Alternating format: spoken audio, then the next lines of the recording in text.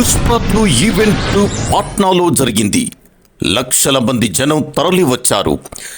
ఇలాంటి ఈవెంట్ ఇటీవల కాలంలో జరగలేదు. అసలు పాట్నాలో ఇలాంటి ఈవెంట్ ఒకటి ఏనాడు బాలీవుడ్ చేసి ఉండలేదు.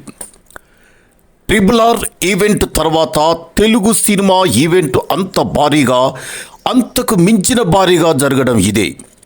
ఈ రాత్రి చాలా మందికి నిద్ర పట్టకపోవచ్చు. ఎందుకంటే బన్నీ సాధించిన ఫిట్ ఇది. బన్నీ తన స్వయం కృషితో సాధించిన విజయం ఇది.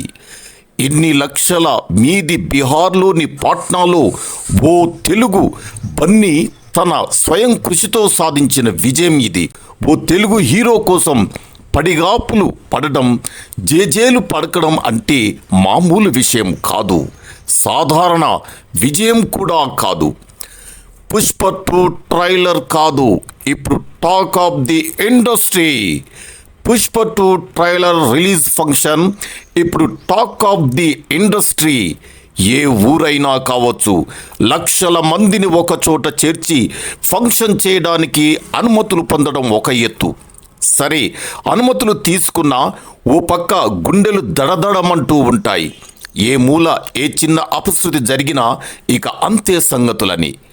కానీ పాట్నాలో పుష్ప 2 ఈవెంట్ చిన్న మెత్తు సమస్య లేకుండా అద్భుతంగా జరిపారు.